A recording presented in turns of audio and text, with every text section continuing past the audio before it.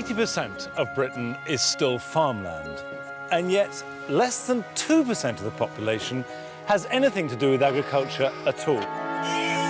I've been involved with farming for nearly 40 years. And I've noticed that there is a new feeling about it. People want to get back to the land. They want to grow food. They want to look after animals. And in this series, I'm going to help 6 very different people try and make their dream of returning to the land a living reality.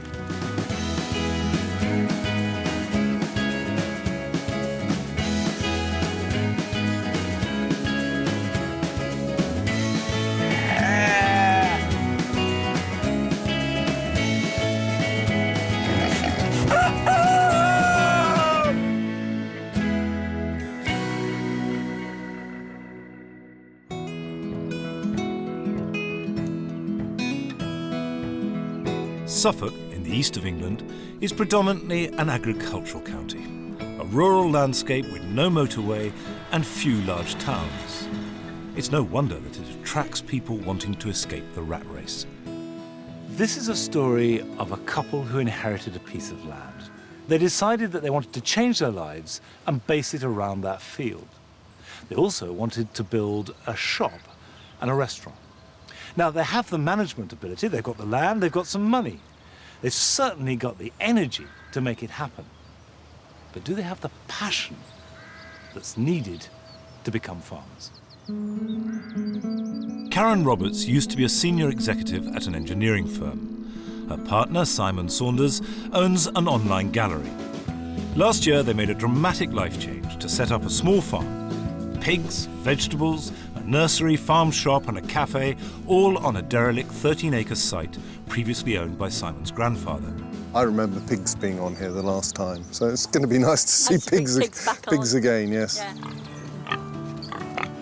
They will start their pig herd with a breed from Eastern Europe with an extraordinary woolly coat called the Mangalitsa. They've 4 waiting for when the site has been cleared. I'm so excited. I keep saying I'm going to go and see my piggies.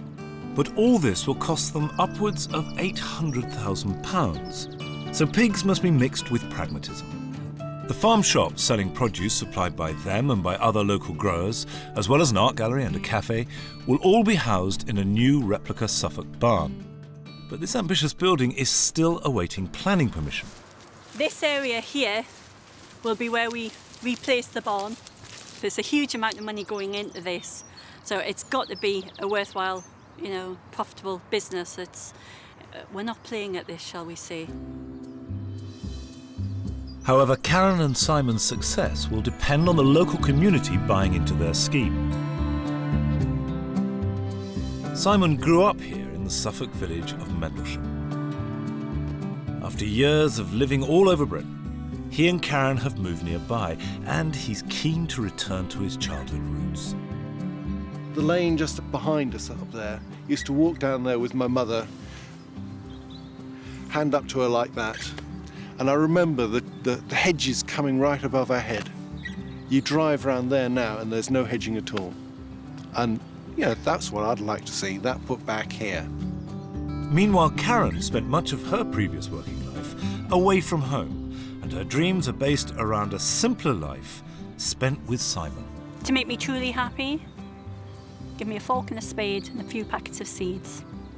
And that's it, To make my dreams come true, let me do it with Simon. But although this might sound simple, they know that to make this all come true will take all their physical energy and will financially cost them everything they've ever worked for. It's not going to be a quick thing, that's for sure. Oh, no, definitely not. Every penny we've got's going into this.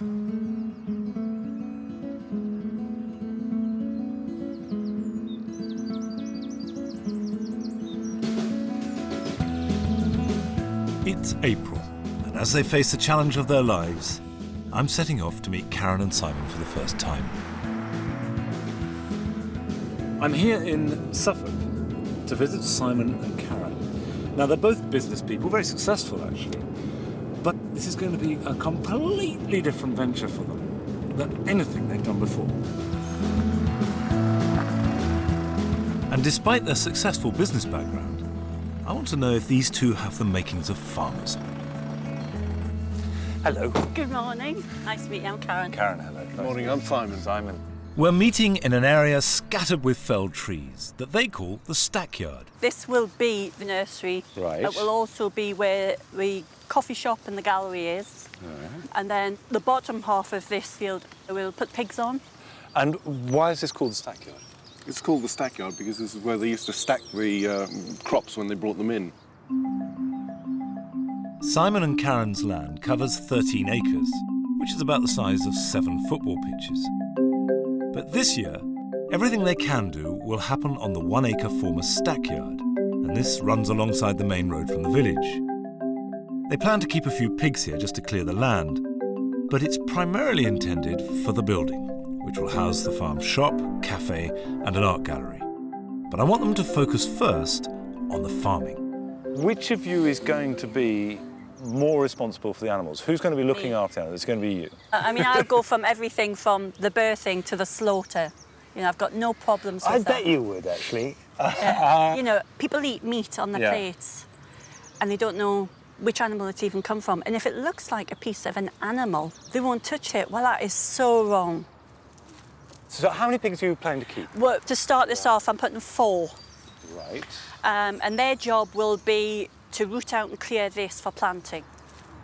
Pigs can certainly turn over and clean up land more efficiently than most machines, but I think they could be more ambitious. If you got 10 pigs, they would clear it 3 times as fast. There'd be no more work than 4, because the work doesn't increase for the number of animals. Yeah. But immediately the return of them is much greater. Pigs can be, with the right documentation, kept in a backyard. You'll need to keep at least 2, since pigs are intelligent, sociable animals and need companionship. A 10-week-old, weaned, rare breed piglet costs about 50 quid and could realise up to 6 times that 4 months later if sold as high-quality pork. Rare breeds are ideal for the small farmer, and the Tamworth is a very old breed, famous for its foraging ability and tasty, fatty meat. Mangalitzas are distinctive for their sheep-like curly coats and their high percentage of fat, which makes them excellent for salami. But they produce only half the young of other pigs. The large black, on the other hand, is a good all-rounder, producing large litters and superb meat.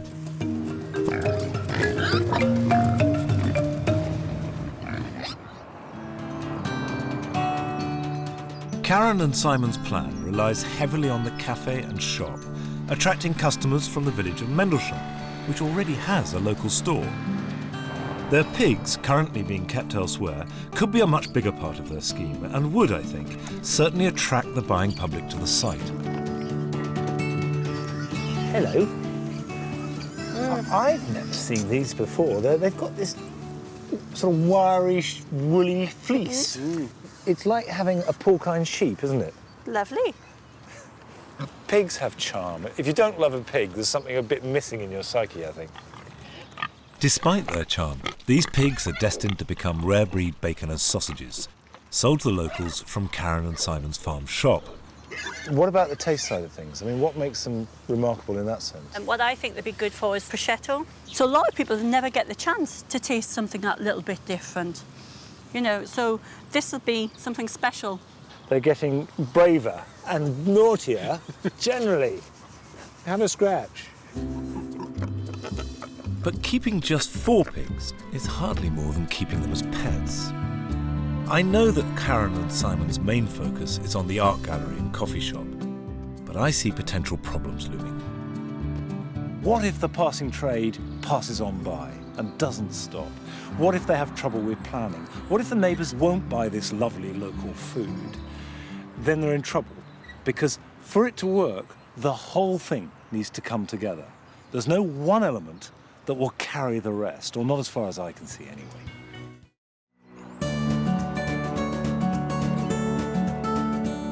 Simon Saunders has inherited his grandfather's farmland in Suffolk and wants to return to his roots with his partner Karon Roberts, a former engineering executive. These two have ambitious plans for a neglected 1-acre plot they call the stackyard, and beyond that, another 12-acre field which is currently rented to another farmer. Next year, when they get this back, they intend to grow vegetables here and have a tree nursery using more traditional, sustainable methods. This field, and Simon's got the plans from the 1800s, was 3 fields. Right. And we're putting all the hedgerows back. Oh, that's good. We aren't agriculture on a mass term that needs a field this size. This is good news. Hedgerows are a vital aspect of an environmentally rich countryside. I wonder how much these two are prepared to let their environmental concerns compromise their profits. You'll just grow as mixed a range of vegetables as you can. Very much so. Will you be doing a bot scheme? I think part of the point is people come here to buy the goods. I mean, if we go out to them and deliver everything directly to them They're not at buying a high it. cost to us. Right, so your Whereas- motives are not necessarily environmentally pure. They're just they're to make as much money as possible. No, I don't think that's true. Right. I mean, we've got the passing trade, and what we'd like to think that people will stop in and buy their vegetables, Right. buy their eggs, buy their ham from us. Somehow it doesn't really add up. Karon alone used to earn over £120,000 a year, and she won't earn much more than a tenth of that here. So, 4 miles down the road from the stackyard, in the garden of their house, we sit down to talk about what is really motivating them. So why are you doing this? There is more to life than making money. You can't live a life without money. Anybody who doesn't have very much money, the pressures that it gives is horrendous. But Monday to Friday, being away from Simon is a killer. You've travelled, Monty. You see the airport, you see the taxi run, you see the hotel, and you see the office. It's a hard life. And where do you want to be? Yeah, you want to be at home. That's right. Yeah. So what Karon and Simon are after is a better quality of life. But physically, it's certainly going to be a harder one. And to help them with the manual work, they've employed the full-time help of Mike Smith, who's more than 30 years of hands-on experience. You must be Mike. Hello. Hi, I'm Monty. But how does he think these first-time farmers are going to cope? It will not be a 9 to 5. No land work is really. There's going to be a lot of it and a lot of long hours. Would you say that there was a potential, certainly without you, to be a bit top-heavy on business and a bit lacking on experience and practicality? A little bit, but Karen's very much willing to get her hands dirty. Yeah. She's got passion for the land. Karon and Simon say that they want to get back to the land, but in practice, few of their ideas have much to do with day-to-day farming. For a start, they're relying on their projected coffee shop and art gallery in a barn which has yet to get planning permission. The thing that you're underplaying is the food aspect, the pig side. In time, I think that could be very profitable if you find an identity to it and a niche. Yeah. Secondly, their farming plans depend on trade with the next-door village of Mendlesham. As urban outsiders in a tight-knit rural community, Karon and Simon must mount a charm offensive to involve the villagers in their project. You do need locals to buy into this. Yeah. That's right. Totally. It's critical. And my experience of that is that can be a slow process. Yeah. But you can't afford slow. You do not want to live off your capital. Oh, God, no. No, can't afford to do that. It's got to work. Yeah, And it's got to work from point one. exactly. I have a proposal to address this. Karon and Simon are going for diversification on their farm. But I think they need to test out their mix of big ideas on a small scale, if only to see what works.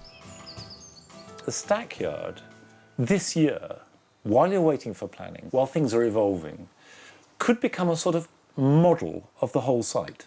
You've got your animals, you could have some vegetables. Immediately, you're telling local people, this is what we're about. Yeah. I would say do miniaturized versions of the whole project on the stackyard now. It's dawned on Karon and Simon that when it comes to farming, there is a lot that they haven't thought about. The advice I was given has been so practical, so useful. Given us a slight change in the direction to give the sort of microcosm aspect of the stackyard over the next few months to test the market, basically, which isn't a bad idea at all, is it, really? Yeah. I always want more pigs. Monty said I should have more pigs, so I really like them for that.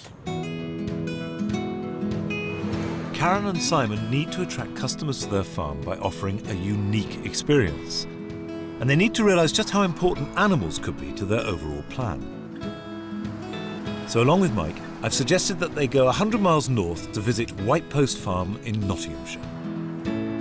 Hi, I'm Karon. Hi, Karon, Anthony. Hi, Simon. Hello, Simon. White Post Farm began as a pig farm, but to draw visitors and customers, they introduced chickens, goats, cattle, and even llamas, with an emphasis on learning about the food we eat in a way that's fun. Look at him, he's performing. Last year, more than 170,000 people passed through its gates. These are our golden Guernsey goats. Hello. The other chap, he's our new billy goat. All right. And he's got a very important job ahead of him. Don't know how lucky he is. All your animals are for show, or do you have some for meat production as well? We do. We're quite proud that we sell our own homebred pork and homebred lamb in the farm shop. Today, everybody has been given a job to do. Mike is being shown the maintenance operation, and Simon is working in the farm shop. This one is a loin of pork. Right. All this is relevant to their own plans. But as a tour guide, Karen's job is perhaps the most important to White Post Farm. How many children have we got? 28. Marcus, come and stay with me. Busloads of school children visit the farm every day in search of a mixture of education and fun. If Karon and Simon are to attract people to the stackyard, they too must learn to show off their livestock. Daunting. Absolutely daunting. Do we have them all? In the farm shop, I hope Simon has a chance to get used to dealing with the public, as it's not something he's much experience of. 51 pence in change. 51p in change. Thank you very much for your custom. Thank you. Bye-bye. Very good. You've mastered the till. Look at the tail, look at the tail.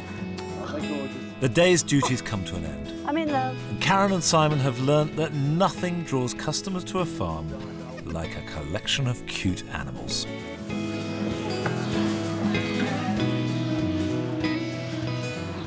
It's been a really good day, and we've learnt a lot from it. Definitely want to take one of those little pygmy goats. I've got one in my pocket. I thought you might.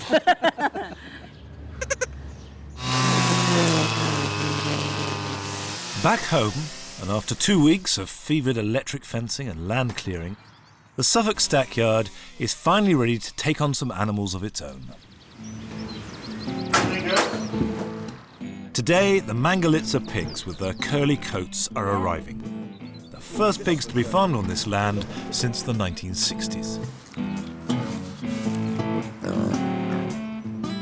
I think one of the things Monty would be very, very pleased about is that he gave advice.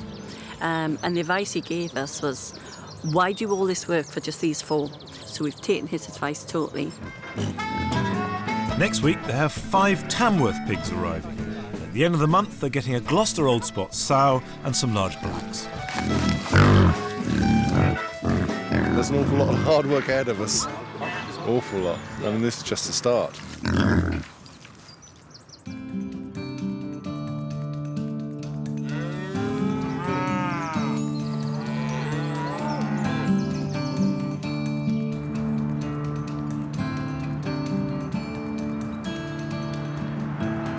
It's May, and I'm on my way back to Suffolk to see what progress has been made on the farm. I think the key thing that I want to see on this visit to Karon and Simon is whether they've taken the idea that they've got so much enthusiasm for and made a model of it on the land that they have got access to. And that way they can get people in, people can see what they're doing. And also I think for them, it's an opportunity to try things out on a small scale. And if that goes wrong, well, they'll learn from it.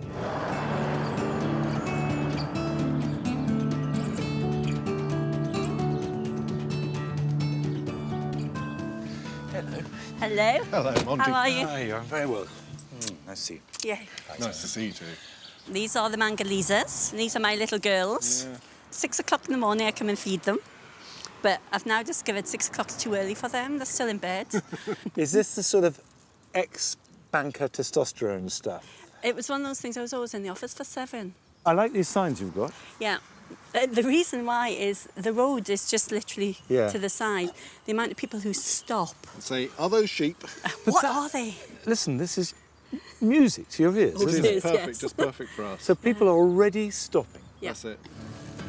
And in the next pen, I'm delighted to see that Karon and Simon have invested in some Tamworths, which is one of my own favourite breed of pigs. I want to have a closer look. All boys, are they? They Is are. he looking underneath to see evidence? Yeah. And what I sort of don't age? think you need to. Listen, they've got rather large Bollocks like testicles. dumplings they've got. They're so different from the other ones. Yeah. Little gang of boys charging around all over the place. Boys. Think of your lives, I don't know, a year ago, 2 years ago, Oh, God. handling a project of millions with a large staff. I mean, how many people were you working I with? had 1,000 Working. engineers. Big change, isn't it? You're dealing with half a dozen piglets. I know. The engineers were a lot easier.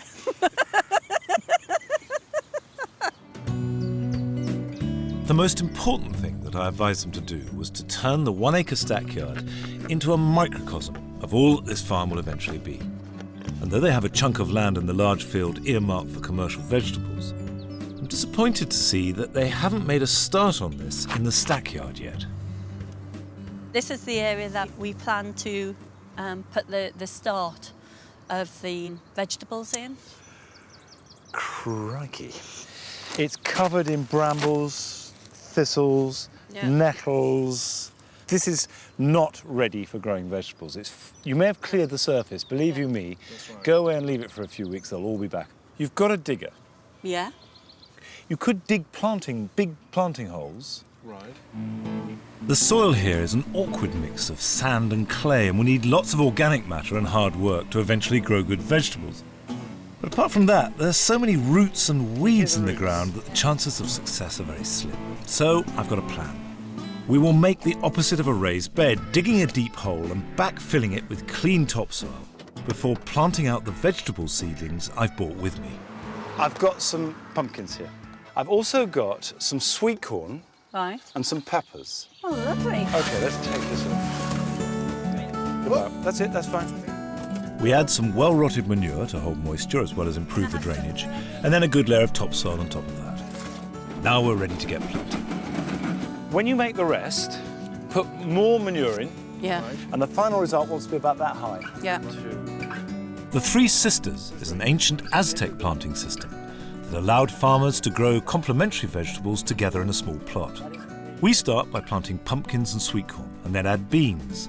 The sweet corn don't shade out the pumpkins and provide support for the beans, which will also climb a wigwam.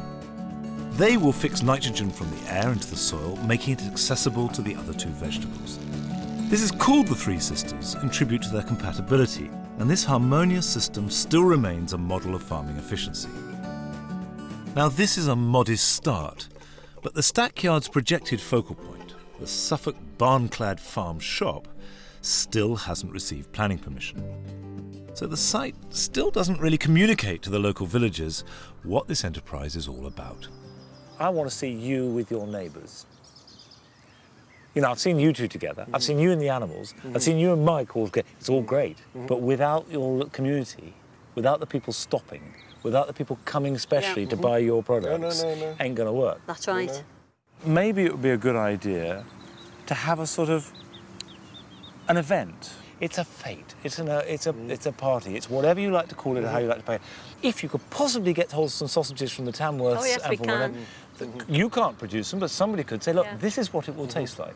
But you would be selling your future. Yeah. No, that's a great That's a idea. very good idea. I think the idea of a fair is a great idea, don't you, Karon? I think it's spectacular. A fantastic opportunity to actually show people what we're doing, the positive side and the positive effect of sort of what this is. If they can have a party here, there's just a celebration of everything they've done and of everything they plan to do. I can't see why people wouldn't buy into that, because I'm buying into this. I'm buying into it lock, stock and barrel. And I think if we have a real jamboree here, when they're ready, everybody else will too. Simon Saunders has inherited a derelict Suffolk stackyard from his grandfather. He and his partner Karen Roberts are transforming it. and have so far introduced rare breed pigs and have planted vegetables. They've also applied for planning permission for a barn that will house a farm shop, art gallery and cafe. But the scheme will only work if they can enthuse and attract local support. And to start their relationship with the nearby village of Mendlesham, Karon has offered the local primary school a chance for the children to visit the pigs. Come on, Mama. And to meet the new arrivals, who are just 3 weeks old.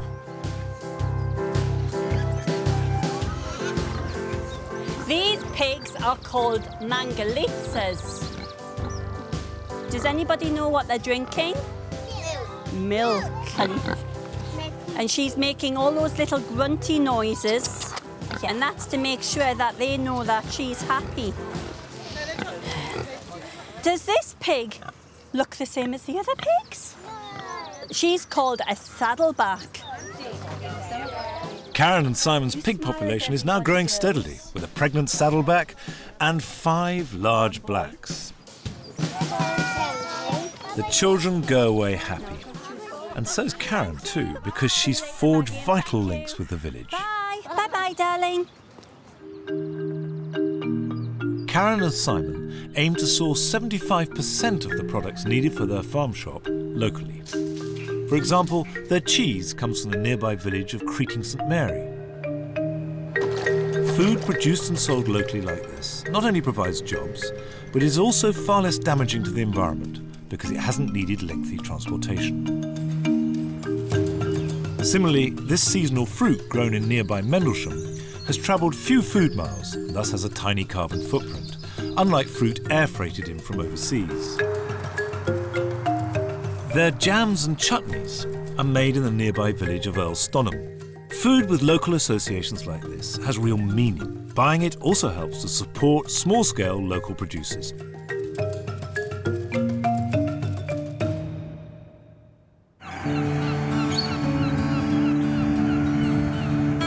The grand opening of the stackyard is approaching. With the help of volunteers from around the village, the site is turning into a showcase for the farm. A polytunnel has been put up to grow plants in, and a shed is standing in as a temporary farm shop. But elsewhere on the stackyard, things are not going so well. One of the things, and I'm actually quite distressed about it, is I had ordered 4 Tamworths from quite a reputable breeder, and he came to deliver them on Sunday afternoon. But when they were delivered 2 days ago, it was clear that these pigs were unwell. They have what's called pig mange. It's a mite, and it's a mite that's been picked up because the husbandry has been absolutely appalling.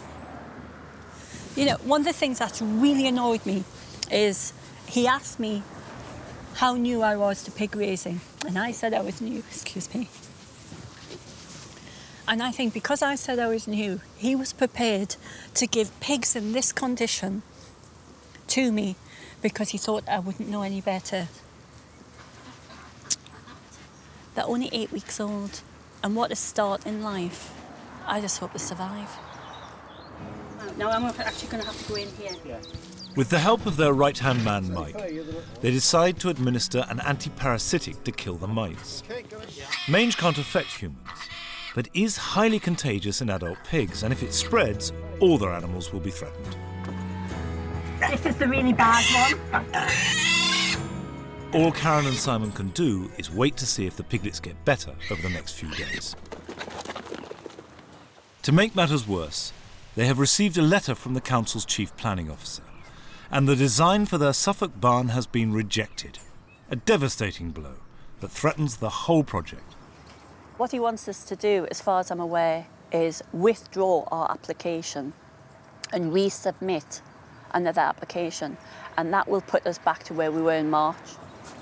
We can go to appeal, but the process between now and an actual appeal hearing can take us up to nearly 2 years, and that would crucify us, absolutely crucify us. But no, I didn't sleep last night, as anyone can imagine. The council is worried about giving permission for the scheme, fearing that if sold, any future owner could turn the farm shop into a supermarket. So Karon is off to nearby Needham Market to try and allay the council's concerns. After 2 hours of tense negotiation, Karon emerges. Well, that was very, very, very good. The meeting went particularly well. We've made concessions, they've made concessions, and if we keep our fingers crossed, the planning should, within the next few months, provided we meet their criteria, should go through. In return for their agreement to restrictions on what is to be sold at the stackyard, the officer has dropped his main objections. And there is more good news. The mange-infected Tamworth piglets look like they're on the mend. But they filled out, they play, they bounce around, it's lovely. I'm still going to keep them on quarantine for another couple of months just to make sure that the mange has definitely gone. But if you look at them now, they smile.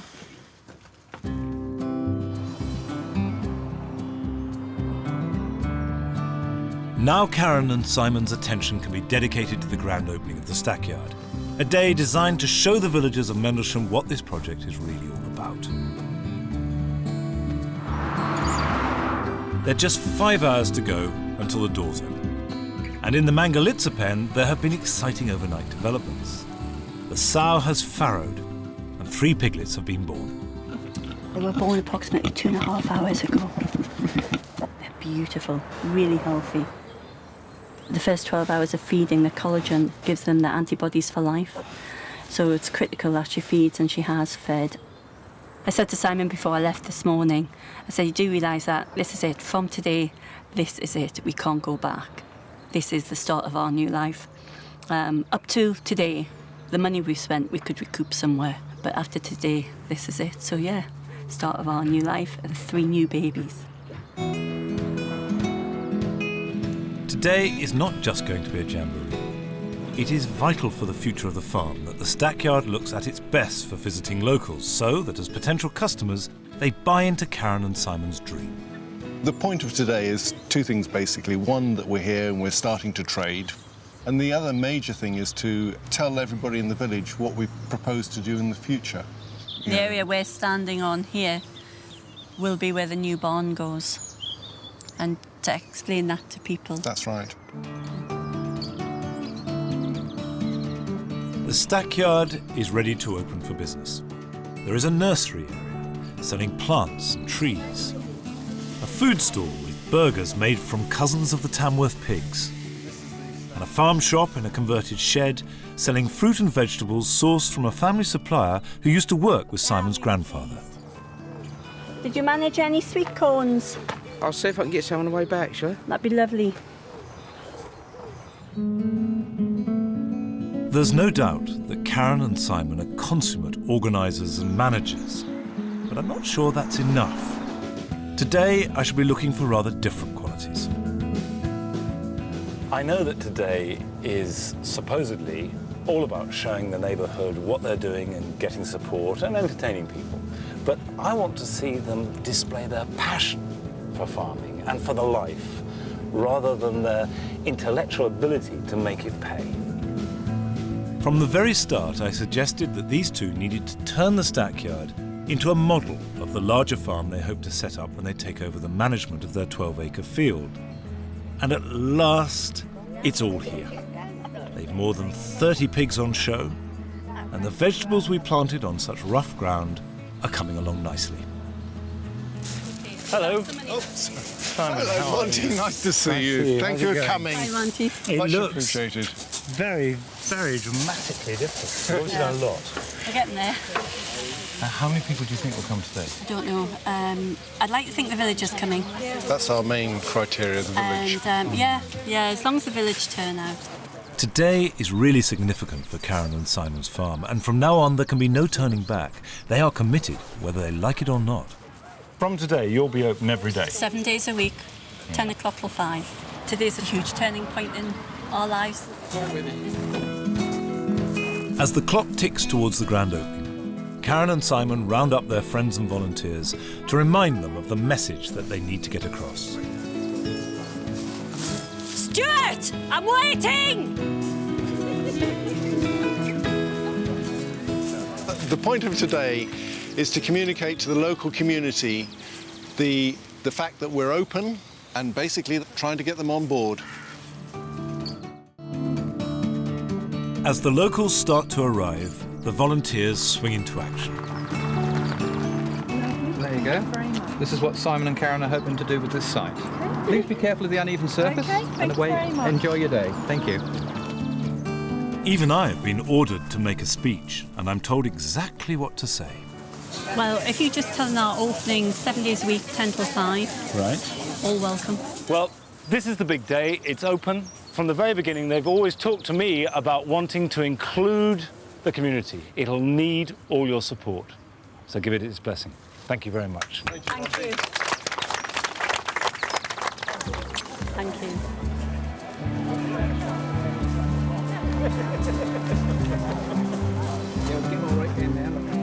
There are well over 300 people in attendance, all enjoying themselves with face painting, basket weaving, plant selling and plant potting under the careful supervision of Mike. Once they've germinated, you need to keep them moist and you'll be able to make some pesto sauce. But there's no doubt that the star attraction is the collection of pigs. I didn't know you could get woolly pigs, and it was quite strange at first. I like the curly ones. I like the little brown ones. There's something about little pigs, you know. They're intelligent. They're very intelligent animals, pigs. Karon and Simon are first and foremost focused on the commercial side of this operation, but there's no doubt that it is the farming activity that draws in the crowd. There are a lot of people here, which is really good for them, because actually my worry would be that you set all this up and then only 3 people turn up and one of them's come to the wrong place. But up till now, it's all been about Karon and Simon getting this thing going. From now, it's about the public's relationship with it, and also their relationship with Karon and Simon. So a whole new element has entered into the picture, and how they cope with that will make or break the business.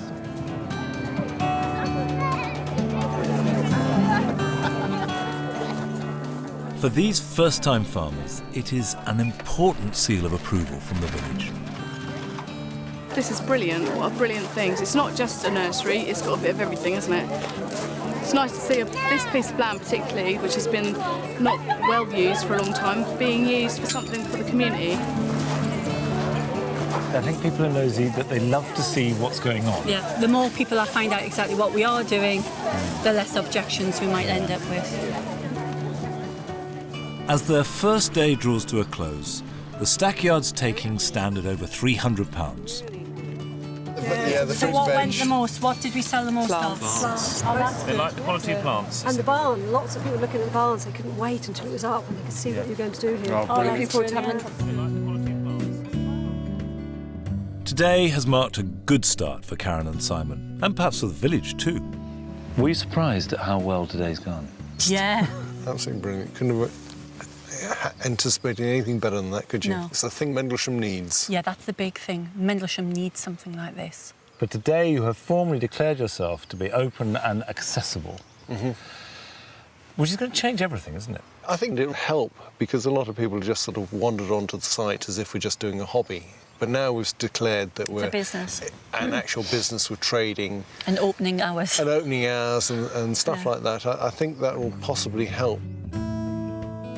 For Simon, today has been particularly important, as it has further cemented his return to Mendlesham, the village that he grew up in. The joy of being open there and taking in vegetables from the bloke who used to work with For my your grandpa. granddad and selling his vegetables in our little shop there. I mean, it's tremendous, isn't it? Yeah. And it just provides a connection for everybody in the village.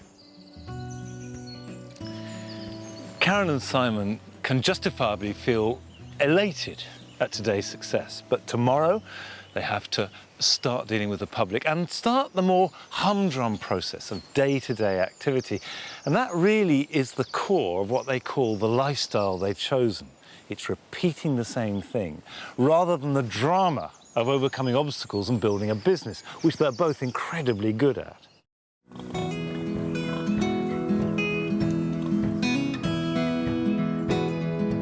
It's October, 8 weeks since the grand open day, and I'm back in Suffolk. When I was here before, there was that great excitement and high of the open day and this entrepreneurial energy that they undoubtedly have. It'll be interesting to see if there is a deep core of passion that will sustain them through the day-to-day activities of farming. Hello. Morning. Hello, Monty. I'm doing very well. How are you? Well, you're going to shake my hand, weren't you? That's good. I'm not doing the kids. Nice to do it. I'd love to see what you've done. Yeah, some major changes. Yeah. The 1 acre stackyard is now a working model of their eventual full plan. Today, there are 10 times as many pigs as they originally planned, as well as a tree and plant nursery and a farm shop in the polytunnel. And on the 12-acre field beyond the stackyard, work has now started on the full version of the farm, which is due to open next year. Has it worked, putting everything into this small space? Has it, A, been a success, and B, what have you learned from it? I think we've learnt that we need to have the combined elements to make a business. It's amazing the amount of people who come and bring the children to see the curly pigs. You know, that has really worked. And then they may ask a question about, can that tree go in my garden? From settling on having just 4 animals when I first met them, the couple now have a herd of more than 40 rare breed pigs. Piggies! Piggies! What have you learnt about pigs from this exercise? They are so intelligent, they're so friendly, and they're so easy to look after. And it's not just the pigs that are bringing in the villagers. Local produce, including some from the small vegetable plot that we planted in the summer, gives their farm shop a seasonal, homegrown feel. Are these vegetables you've grown yourself? Some are. The butternut squashes are, Yeah. the onions are, but then we bought in locally. Very nice, very nicely grown. Already employing 2 staff, the farm shop will eventually move from the polytunnel to be housed in a large, soon-to-be-built Suffolk barn. Is that it? But all that has happened on the stackyard is as nothing compared to the next phase of Karon and Simon's plans. This is not it. This isn't the farm, dream or otherwise. This is a building site, and whilst they're waiting for planning permission, they've used it to make a model of what they want to do. The reality, the future, the dream, if you like, is out there in the field. And now they've got possession of it for the first time, work can begin. The 12-acre field was rented to another farmer, but now they have it in hand. And work is underway to divide it into 3 by replanting the hedgerows that have been grubbed out. You're quadrupling the amount of ground you've got. It's going to be a big leap now.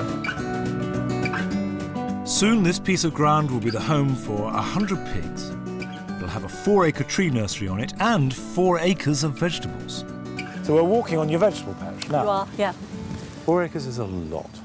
So how are you going to be able to afford to employ people on 4 acres? Well, I think one of the things that we've got the beauty of is we have our own point of sale. Are you going to sell all the produce of 4 acres from here? Well, we're also going to have a coffee shop. But you are going to have gluts. That's right.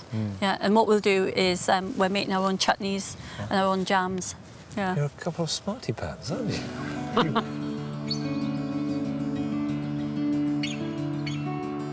Although, obviously, I've known they've had this field, coming out and standing in the middle of it does make me realise what a huge leap it is from the existing site, which is busy and crowded and full of things, into this great big empty space. And yet Karon and Simon seem to be utterly unfazed by it. And particularly the vegetables, I tell you what, would scare the life out of me. But for Karon and Simon to commit to farming as their life, rather than just as a business venture, surely there must be more than just commercial considerations. You inherited this land, it's your family land. What does it mean to you emotionally? I'm connected with the area, and I suppose the elements that I particularly enjoy is the elements connected with the local community. It's a wonderful thing to have a future connected to the land. Karon and Simon are transforming the fields that they inherited into a multifaceted rural enterprise. They don't fit the conventional image of the horny-handed, struggling smallholder, but all the elements do seem to be working together to bring life to the land and the community. You two, you've challenged the way I think about the land. You're breaking the mould that I've got. It's a mixture of things, the nursery, the building, the outlet. Whereas for me, farming is always from the soul. And I think it's really clear that actually neither of you are farmers. You're good business people. You are people who want to work together. And the dream of the farm is actually between you two, isn't it? Yeah. And as a result, I think the business will work. Thank you. Well, thank you. With hard work and sound business pragmatism, this dream is coming true. Having Monty here has definitely helped us push us along, hasn't it? Yeah. I think I would say to anybody who wants to do this, go and do it. There's no use sitting in an office or lying on your deathbed thinking, I wish. Maybe this is the future of farming. That you have to be pragmatic, you have to be businesslike, you have to take your opportunities where they come. What's not to say that this is not just a perfectly good dream of a farm, but actually it's shaping up into a perfectly good reality.